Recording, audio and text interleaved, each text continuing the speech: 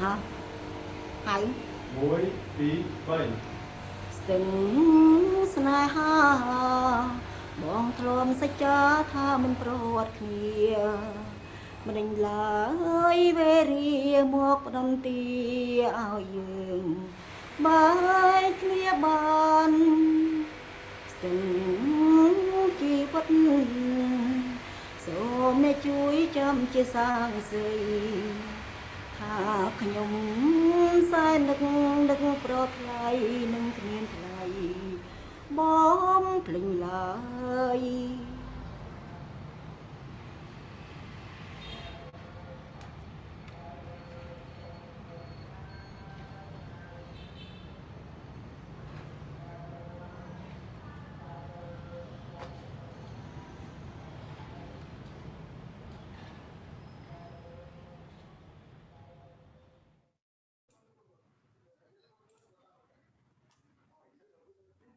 Hello and a very warm welcome to all of you. For those of you on Zoom, YouTube and Facebook, it's great to have all of you at the 7th edition of the Urban Lens Film Festival. We've gone online this year, and as always, the conversations at the festival are most important and integral to what we do. Today we will be discussing Kavich Neang's Last Night I Saw You Smiling. He will be in conversation with Gautam Bhan. A little bit about the film, which I hope you've had a chance to watch. If not, it's available till on the festival website till noon on 6th December India time. A little bit about the film. We're used to seeing a house for its roof, windows, and walls. But in the end, as we move out of here, it breaks my heart. Filmmaker Kavich Neang's father is one of the hundreds of residents who must leave the iconic white building in Phnom Penh. This housing block bore witness to a tremendous series of events: the young nation's golden age, a traumatic breakdown after a radical regime, decades of cultural revival centered within its walls, and the rapid pace of capitalist development that would ultimately lead to its demise. Now the once radiant walls are grey and damaged. Neang, born here in 1987 and raised inside, once dreamed of shooting a fiction film here, but reality overtook his plan. It's now the location for his first full-length documentary. While Demolition comes, it's all just a memory. A little bit about the filmmaker. Kavich Neang is a director and cinematographer born in 1987 and raised in Phnom Penh's landmark White Building. His first two shorts were documentaries produced by Riti Pan, A Scale Boy, and Where I Go. In 2013, he joined Busan Asian Film Academy, and in 2014, he co-founded Anti-Archive. In 2015, he directed two short fictions, Three Wheels, which premiered at Busan, and Goodbye Phnom Penh. In 2018, his short fiction, New Land Broken Road, premiered in Singapore. Kavich has joined Talents Tokyo, Vision Do Reel's Docs in Progress, and Cannes Cine Foundation's residency. In 2019, his full-length documentary, Last Night I Saw You Smiling, won several awards, including the Netpack Award at IFFR. He is now completing his first narrative feature, White Building, due to premiere in 2021. Kavich will be in conversation with Gautam Bhan, who is a part of the School of Human Development here at IIHS. Gautam teaches, researches, and writes on the politics of urban poverty and inequality, urban and planning theory, housing, and identity and social practice. At IIHS, Gautam has taught under several programs, including the Urban Fellows Program, the Urban Practitioners Program, and the PWPUD. He anchors the role of IIHS as a national resource center with the Ministry of Housing and Urban Poverty Alleviation and is a part of IIHS's work in affordable housing policy and practice. His previous research has focused on displacement and resettlement of the urban poor in Delhi, and his new work engages with regimes of urban welfare and social security, including work on urban health. He has been an active part of urban social movements on sexuality as well as housing rights, and currently advises and trains government agencies at local, state, and national levels on housing policy. He is the author of In the Public's Interest, Evictions, Citizenship, and Inequality in Contemporary Delhi, published by University of Georgia Press and Orient Black Swan, co-editor of the Routledge Companion to Planning in the Global South, a co-author of Swept Off the Map, Surviving Eviction and Resettlement in Delhi, and the co-editor of Because I Have a Voice, Queer Politics in India, in addition to numerous academic articles. He also writes frequently in public intellectual spaces, including The Caravan, India Today, Tehelka, Indian Express, The Hindustan Times, and The Times of India. Thank you both very much for being part of this conversation. Gautam, I'll hand it over to you now. Thanks very much, Yashwa, for that introduction, and welcome, Kavich. It's a pleasure to be in conversation with you. And I wanted to start actually first by just thanking you for what is really a very beautiful film. I think it was a pleasure to watch. And, you know, I don't know what the reception would be when it was screened in Rotterdam and in Cannes and in London and the circuit you've been doing. But as someone who sees it from Delhi, or an Indian city, I think the first thing I want to say to you as we start our conversation is how astonishingly familiar it is. I know this building. Every Indian who has grown up in an Indian city knows this building. You know the color of white, you know the way in which the mosque comes on the outside, you know that corridor. I mean, I was thinking about the film in so much of the housing that my work talks about and our work talks about. That corridor, both the light in it and the life in it, and how the home always spills out into that corridor is, you know, there was an almost generation for so many countries like Cambodia, like India, where our nations tried to build ourselves. You know, and the white building is an iconic part of what was called New Khmer architecture at that point, right? And when I looked at it, I live in a public housing society built by the Delhi Development Authority. And if I showed you a picture of that map, it looks so similar to that last picture when the film ends. That moment of certainty that we can build something iconic, you know, 1960s in Cambodia, that very charge of it. So I wanted actually to begin our conversation by marking, in a sense, this shared history of how I felt I saw a film that could have been shot anywhere in India, you know, and that real deep sense of familiarity in our housing that still stays today. And I wanted to actually pick up something from there for my first question that I wanted to ask you, which is, you know, we've often started now to talk about our work as projects. I'm working on this project, my next project is on this. And one thing that struck me about this film is I couldn't imagine it having been done intentionally. It doesn't feel like you went out to set out to make a film. It felt like you were present in a way that you felt like you had to pick up the camera. And that was the sense that there wasn't a grand narrative that was being held. It felt like this urgent need to sort of bear testimony to something, you know, and you've spoken about memory and testimony a little bit. And I wanted to think a bit about what the process of this was like, and if you could share the story of what the process of making this film was like. Because, you know, Joan Didion once said, we tell ourselves stories in order to live. And one of my friends used to always change that quote around, and he used to say, no, we tell our stories in order to be able to live. And this is your building. I mean, this is not just you documenting the memories of a building. These are your neighbors. This is your childhood. This is your home. So I want to think a little bit about the idea of documentary, the idea of recording stories, the idea of bearing witness. But what is, for you, as someone who was telling your own story and your father's story and your neighbor's stories, how did you end up making this film in this moment? I mean, it feels like it was shot days before a possible movement, the possible demolition. And I just want you to talk us through a little bit on what it meant to tell both your own story and to leave it as an archive that then becomes public, right? To take your story and offer it to us as something. What happened when you shot it? What was your decision to shoot it, while you must also have been packing up and helping your father pack like everyone else in the packing? Yeah. First, I would like to say thank you to the festival who inviting me for this event. I'm very thank you for that, and also very glad to talk to you too, Gautam. Yes. So actually, for this project, as you may know, that at the beginning, I really don't have an idea to shoot these projects. I was writing my first feature fiction film called White Bidding in 2016, and then I was stuck because we have to find the money and funding to produce this project. So it took us for a while. So in 2017, a year later, the government announced that they want to they want to buy this building, and this offer is by a Japanese company. So I was so shocked because this is something that I could not expect it, because I could not expect that this will happen so soon when I decided to begin my fiction and feature project.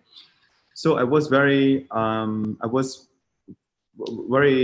stressed actually, because I really have I really believe that I could make a fiction film before this building demolished.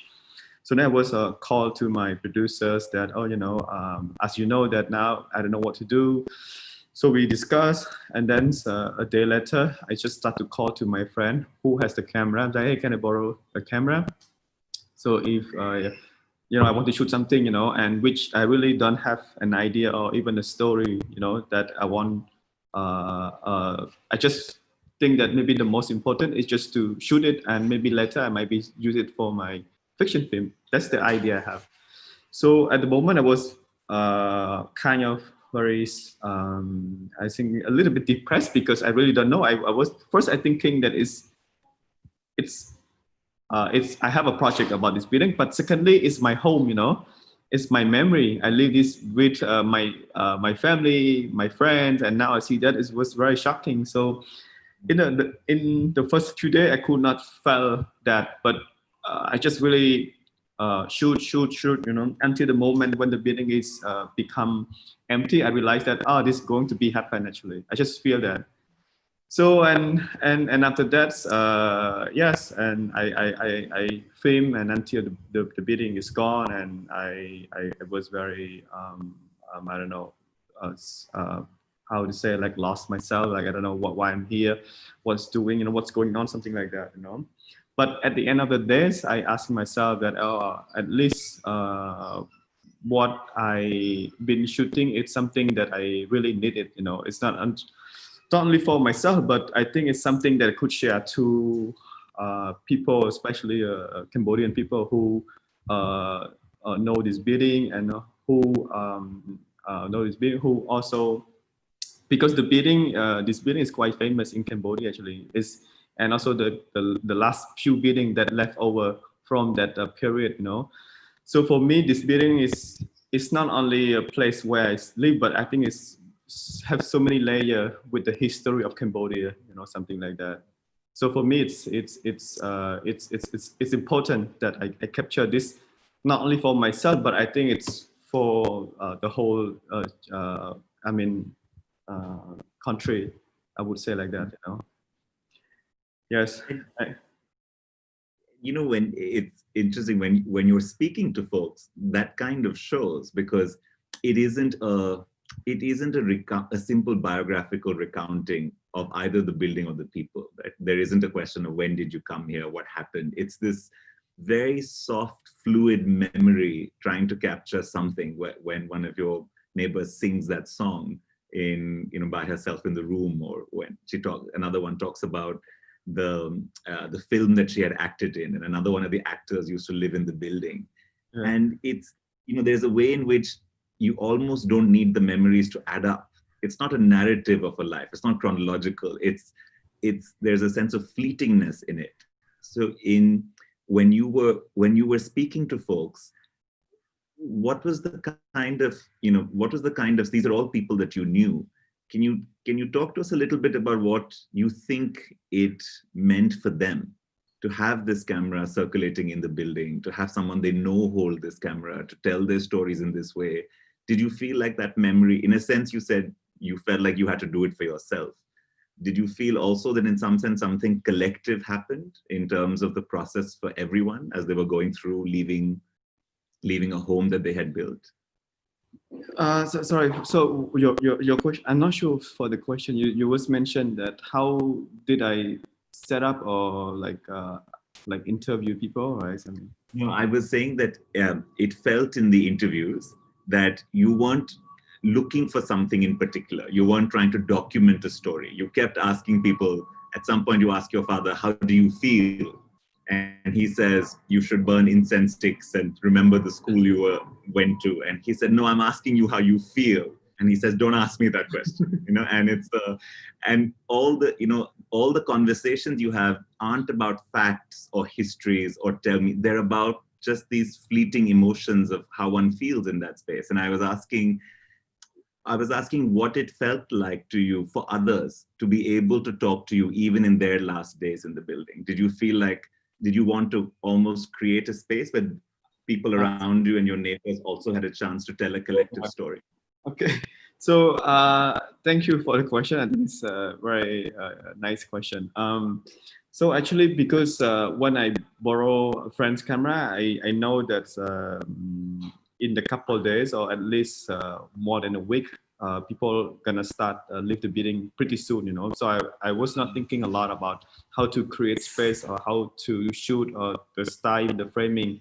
But the most important is just like what I see, I just shoot, And also that I have a limitation for the equipment because what my friend gave me just only one camera, and the DXLR camera, and ask a friend that who I know, ask him to help me for a sound, So for the first and second days, I was trying to follow the DXLR camera. It's not like a normal camera.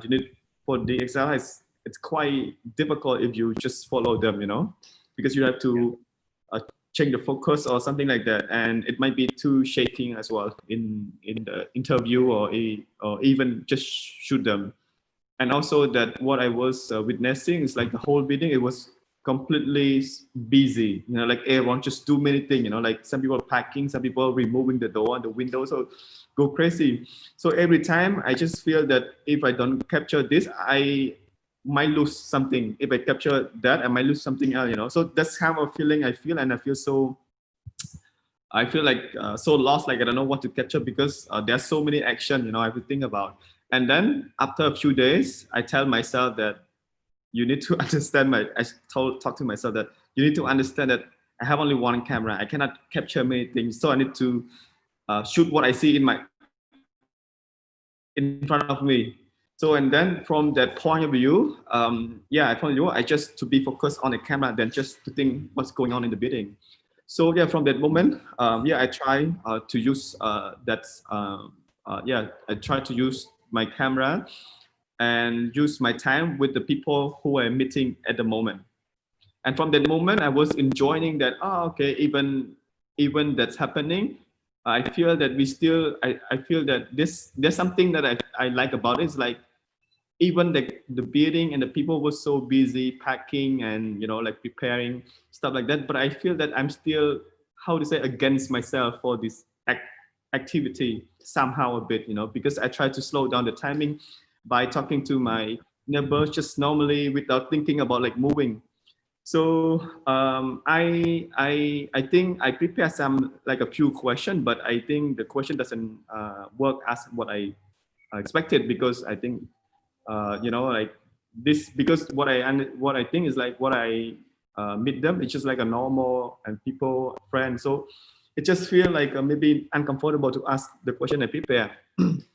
So I better to observe them a bit, and then maybe it's better to take some time to understand what they're doing, what they're thinking, and then that moment maybe just to share the feeling, because when I see this every day, for me it's like every day I just feel a little bit heartbroken, but I don't know how to explain, because it's not easy to tell people that I feel it and feel like heartbroken. But maybe sometimes it's the best way just to stay with them and talk, and from that moment maybe we find a connection, and then that's moment that I feel that we share the moment and feeling, that's as you can see that I really feel that's what I ask and what they sharing me. It's just like a normal conversation. Doesn't feel that they need to answer to my question, So which something that I really enjoy doing that, and it's happened to this because I think maybe they understand that it's for them and for me. It's like it's most important to shoot this at the moment, And they were so happy. It's like, okay, yeah, you're right. You should do something this, because soon they will demolish the building and our memory things will be gone, Yeah. So for me, yeah, I just feel that it's feel that it's after watching the film, it's sometimes it reminds me back, like, oh, this is my house. It's my memory with the people living there. No, it has that sense. You said I wanted to almost leave the scripted questions just to slow down time a little bit. And I think if I think of the experience of the film as a viewer, the whole film seems to almost want to keep getting slower and slower. Like you're trying to hold off those last, the inevitable is coming, the demolition is coming. And there is absolutely this sense, and the film gets quieter as you go on. There's more and more silence as the demolition proceeds. There's less and less that anyone is able to say, right? And the end of it, there are the scenes of the rubble, and there are people walking through the rubble, and at that point there's no language, right? There's a kind of silence. But that sense of slowness, I think that sense of trying to almost hold memory against time, that that at the minute the filming stops, all of this will actually become memory, because until then you're still living it, until then you're still in the building, and the minute the film stops, memory actually begins at that point, because it's no longer here. And I was thinking again about the importance of capturing memory. You talked about how white building is also important for Cambodia, and it's not in some ways. I think it's very striking, because in Cambodia, and I was last in Phnom Penh in 2000, a very long time ago. But even in the time I spent in the city, I felt it was a geography constantly struggling with memory, how to tell the story of its past, how to grapple with its history, how to, and in some ways, I'm thinking about, you're now part of a new production company, and you've called it Anti-Archive. And I was really struck by the name, right? As someone who's capturing memory, and here's the statement you make as a professional, which is Anti-Archive, right? And the line in it was really interesting, to say to rethink Cambodia's relationship with the past and history. So what is the Anti-Archive about? As someone who's obviously keen to hold on to memory and sees the importance of memory, but also in a nation where memory and history have been really fraught. It's not an easy, there are also moments where both you individually and the nation collectively has tried to forget, not tried to remember, tried to move on. So what's the Anti-Archive? Yeah. that's funny actually, but thanks. So to tell a bit how to create this company. So I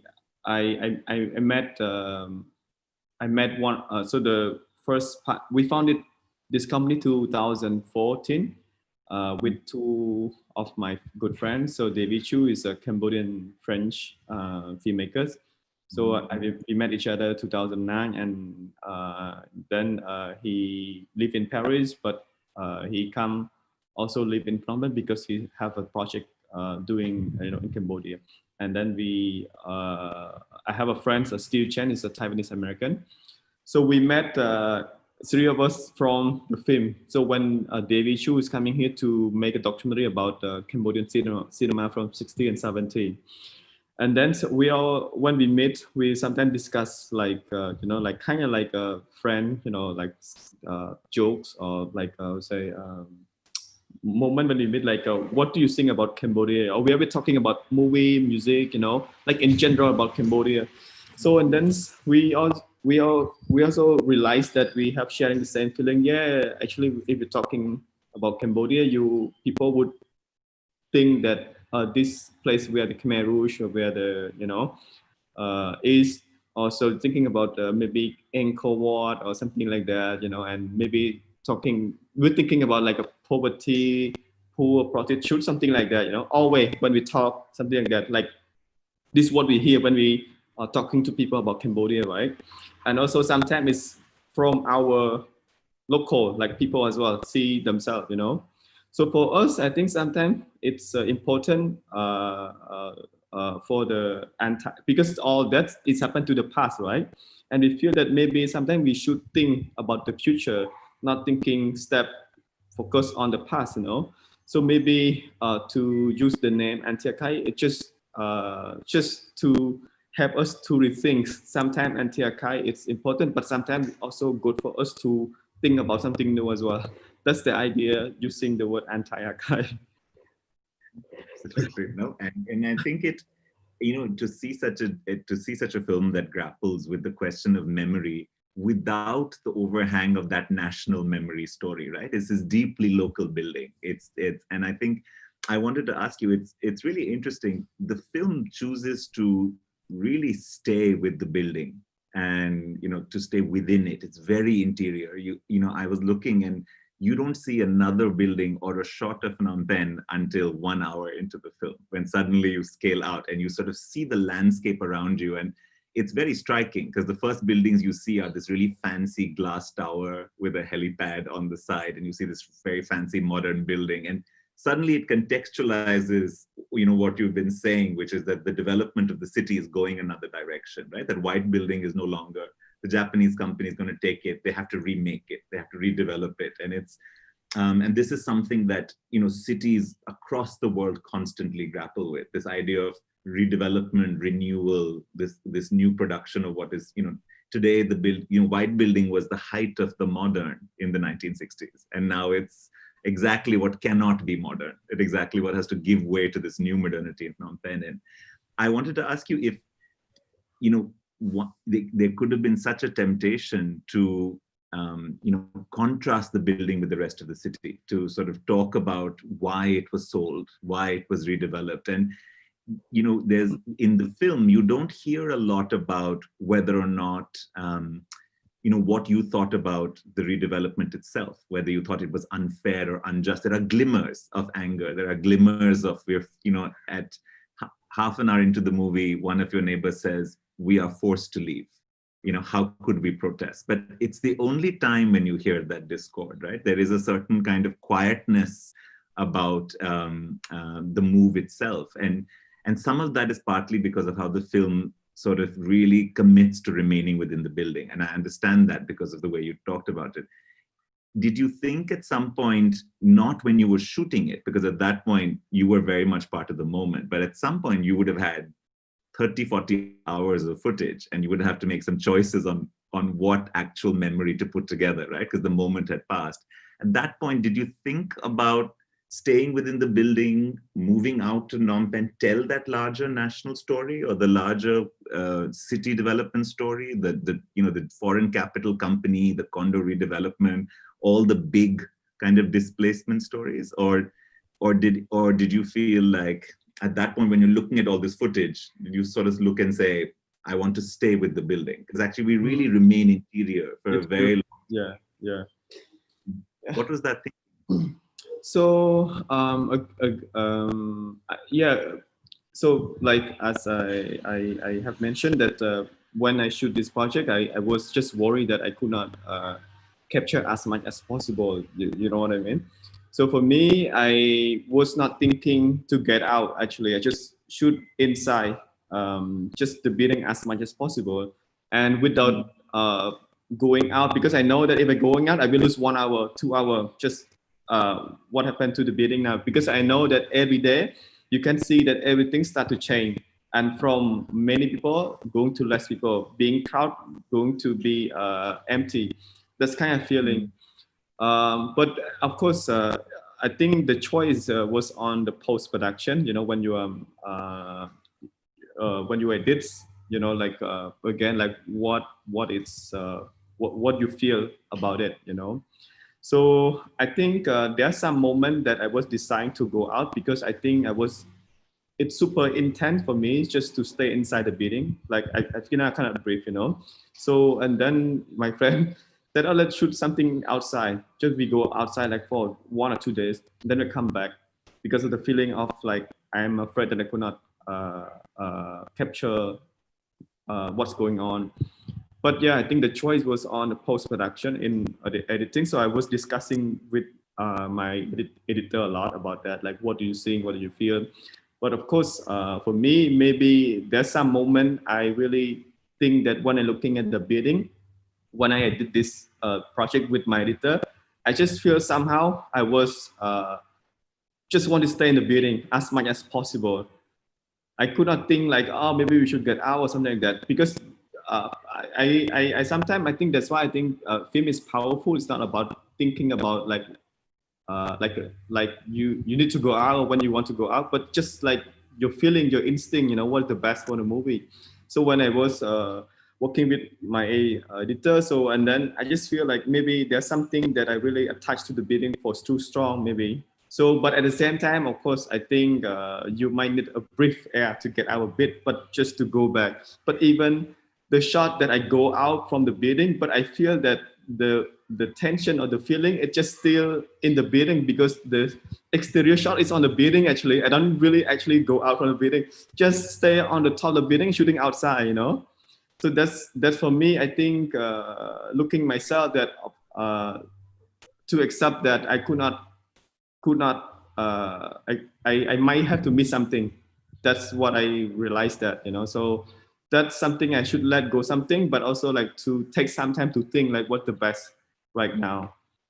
So so for me, yeah, it's I think it's the feeling and the emotion that I have the building. So I decide to choose to stay inside the building. Yeah, absolutely. Yeah. It lends this intimacy and aura to the film that's really, really quite powerful.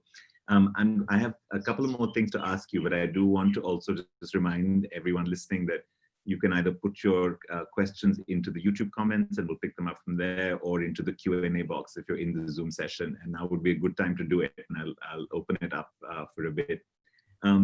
So about the building, Kavich, the building is a character in its own right in this film. Like, it's one of the central protagonists, and you shoot it so lovingly in some ways. And it reminded me of many films in terms of also the way you capture, in some sense, as an architect, one of the key ways in which buildings are assessed is thinking about light and the way light travels. And one of the big things about New Khmer architecture was actually the quality of the light that you captured in the corridors, was exactly the promise of that architecture, right? To build homes where that space kind of existed.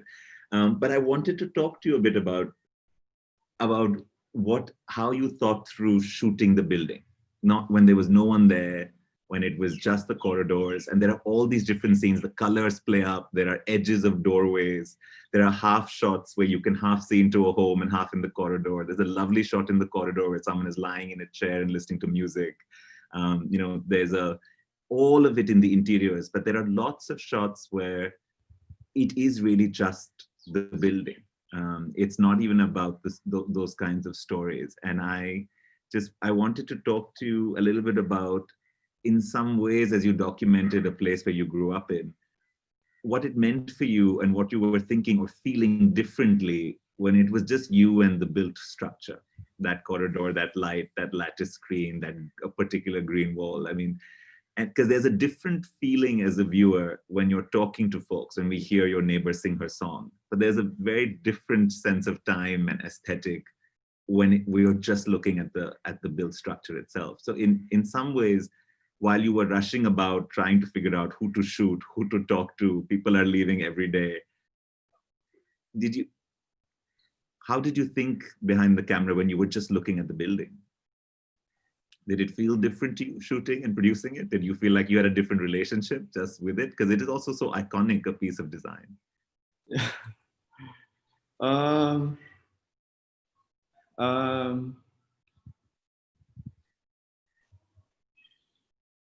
Yes, for me, for me, it's again that's maybe the developing in Cambodia, it's really fast, you know. So, and I think there's and sorry, I forgot to mention that the building was used to be like a place where a lot of artists moving after the Khmer Rouge. And my father is also an artist, so he moved there and I was born there. So a lot of history inside there, and there's something that's I think probably what I've seen now, that those architecture who was built from the past, you know, start to gradually destroy by, I would say, the development, you know. So for me, it's not only the memories myself, but also to witness what changing in the city slowly. And also to capture that, I think,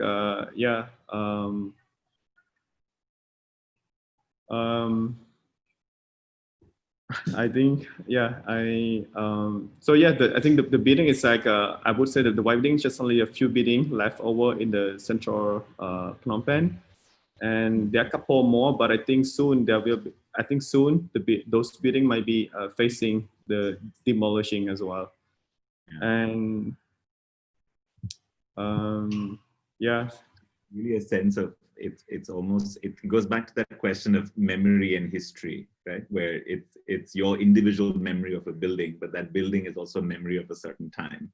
And when the last of these buildings go, I think it tells also a story of collective memory and remembering. I think it's quite something about how, you know, a deeply intimate story can also actually mark a historical moment without telling that big story of, you know, at that national scale. And I think it's that move from biography to history that the film does so beautifully. How would you, you know, I'm so curious now, having seen this, knowing that you have a fiction film that's going to come out about the white building. And so it seems to me like the other end of, I experienced this is my home, I shot people I knew over a week, I just shot with whatever I had. And now here's this intentional project, right? To make a fiction film, you're gonna think through narrating it. What is that process like? It must feel completely different to think of the same thing, but in this completely different mode, and trying to now really think and craft the way you want to translate this into fiction from something that was experienced. What has that been like? And what can you tell us about the fiction film without giving away something that's coming out next year? So the fiction was, I would say, is a bit quite challenging, because I do not expect that I would supposed to shoot in different bidding. So when the bidding that I planned to shoot was demolished, so at that point I was trying to say that, okay, there's a few more bidding that I need to check and to find, you know. But I think the most important, it just I feel that because I so attached to the building I used to live for more than 30 years, I just feel like so attached. So when I look at other building I visit, I somehow could not get escape from my memory, from my experience living there. So it took me a while to decide, okay, maybe it's better to move on and to shoot on the new building. But that new building, it was built the same period as well. Even somehow later discover that this building have a same corridor, same feeling, because of the people, same you know, like the way that people living in the white building, and that building is quite similar. So that moment, it took me quite a bit to escape from my memory from the old building. But at the same time, I was thinking that, okay, maybe I could keep the same story as the white building that I inspired from my own story, but also to write another the same story but in another building. But by using some footage from the white building that I had from the set before. So I was playing a lot with the fictional and fictional and also realistic, fictional, but also real event. Like I was casting some people from the white building and to play in my fiction film. So, and also have some shot that I use from the white building document also in the fiction film in white building. So it's like, for me, the most interesting part is to make a new film with using the fictional story, but also documentation to make that. And that's what I think the border that I play around in, that's my new film actually. But of course the fiction film has a more story. I focus on a teenager who's a break dancer, dream to be a popular break dancer, but his friend live in abroad, and slowly the film began, and slowly his neighbor start to facing problem with the government, as they was how to say again that in real life that the government trying to buy the building, but some people they was trying to refuse, and then slowly the main actor who is father, who's the chief, and try to gather people to protest that, but because the father is so weak and he has an illness, so everything start to fall off. So and then the guy was trying to save the building with his neighbor. Yeah.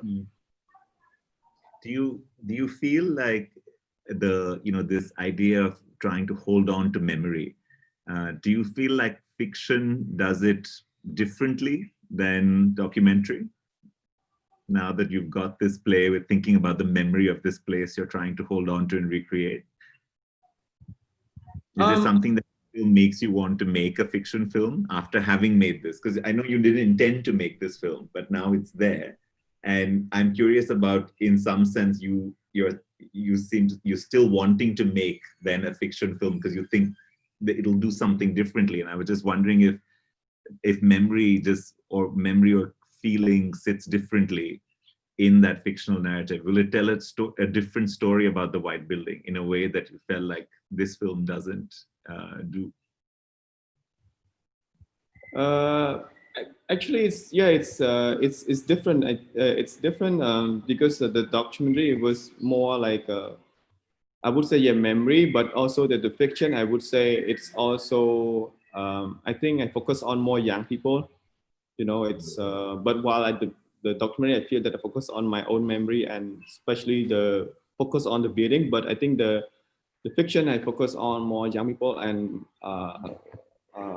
also that's the city, a bit outside the city as well.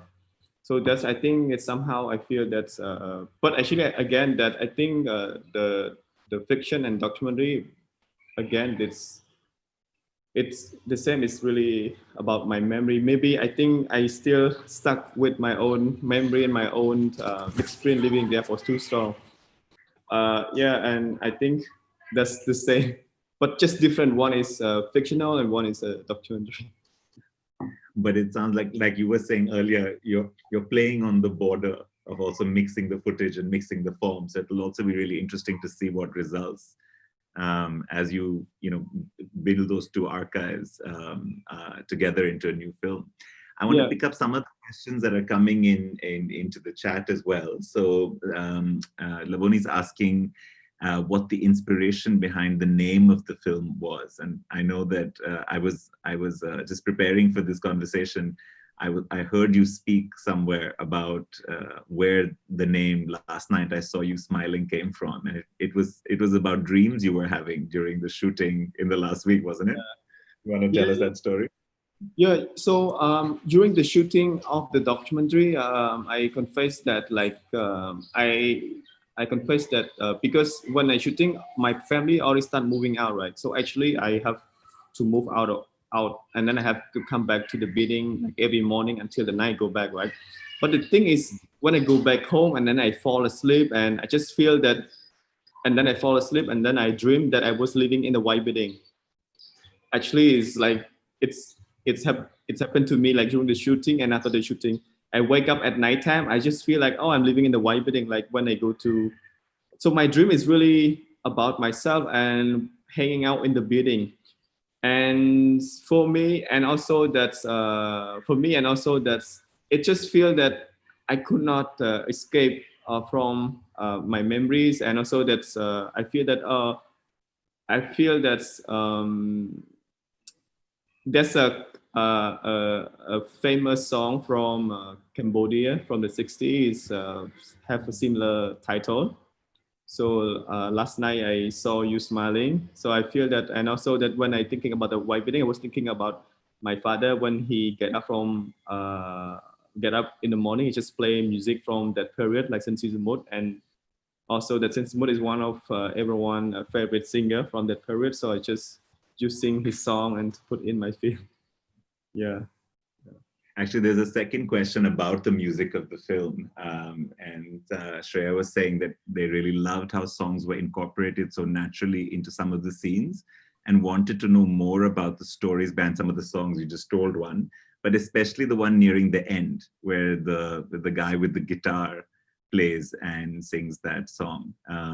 There's is there a story you want to tell us about that song in particular and why you chose to keep it in the film?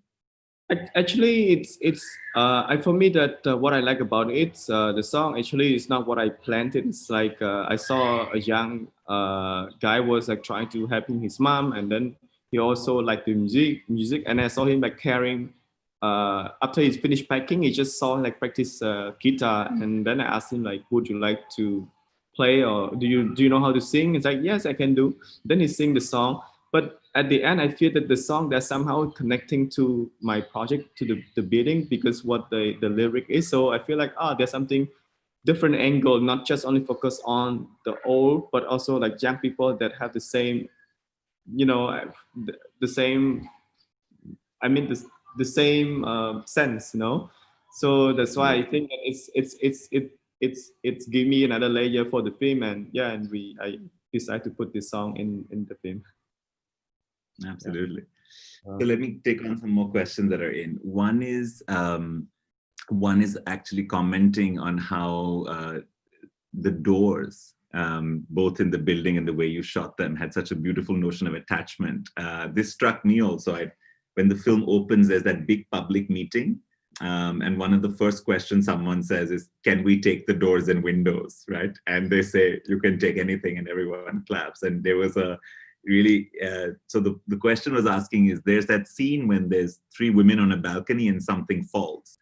And they sort of all look over. I don't know if you remember it, but it's they were very intrigued by what fell. So I don't know if you had a memory and the notion of, or whether that scene triggers a memory in you at all right now. Do you remember that particular moment where they all look over to see something that has fallen? And it was very striking to me because, you were meant to remember that this building is weak. I figured you may not remember it. Yeah. The three women sit thing on the hammock, and then there's something fall. Yeah. So I think it was a really interesting moment because you kind of suddenly thought something was going to happen where the demolition everyone was talking about was really going to begin in some sense. So they were just noting that. I want to pick up a question that someone's asked here about the people themselves, right? So the community that was settled. If you could tell us a bit, they wanted to know about where people went, and did they all go different ways? Did they sort of move to different places? Did some of them manage to hold on to the fact that they had all lived together in this community for so long? What happened? So after this building demolishing, so everyone get some money. It's really depend on how much you get. It's depend on the size of the house you have, right? So some family who has a big amount of money, it's not still much, but like enough money, but you cannot buy in the center. The money that you get, mostly you buy from outside actually. And some who doesn't afford that, they have to go to live with their cousin or family in the province, and some just live different side of the city. of Phnom Penh actually. And my family moved to the north of Phnom Penh. So actually like 15 minutes from the city, and some family would live a bit way further, you know. So yes, it really depends. But the whole community, it's very broken. It's very splitting. But I have some contact people that I know and people that I have interviewed. So to add more on this, I was want to say that in the fiction film, that's what missing in the documentary, that I was focused on myself and the building, but I don't follow the people living there. But in the fictional film, yeah, I focusing on the young people, the building, but also like when the family was moved out after the fall of the city. That's the difference from the documentary. You tell those stories a little bit more in detail. Yeah. Let me take one last question before we wrap up, and that's coming in from someone watching, and they're saying that there is a moment where you are told to stop filming because something being demolished is not beautiful. Could you speak a little bit more about that moment, and have the people from the White Building watched the film, and what did they think about the film? Actually, I was planning to show this film as well, I think after the festival, but I was after the world premiere, I was quite busy with preparing my fiction film. So I shot like a fiction film like 10 months later, so I was prepared for that. But most of them haven't seen it yet. I still wanting to make a screening and invite of them to come. That's one of my dreams, to invite all of them to see them. Well, so yeah, that moment, actually, I really don't know how to say, because I was filming people, and then I was asking him. I mean, some people was very open, but some people think that the demolishing, the way that they take the door or the window, it just feels something not nice, you know. But that's something that I could not control. But most important, I feel that's I would say that's what happened in the film, you know. Yeah. Yeah, no, and I think this is where it becomes, that question goes back to the fact that you weren't there to document also just other people's stories, but were also navigating a moment that you were living through. And I think it's so interesting to me. We talk a lot about in both in research work, in film, about this question of positionality, right? What does it mean to be the person holding the camera who comes in from the outside to tell a story? And I think what's really powerful and moving about this film is it doesn't have the pressure to document.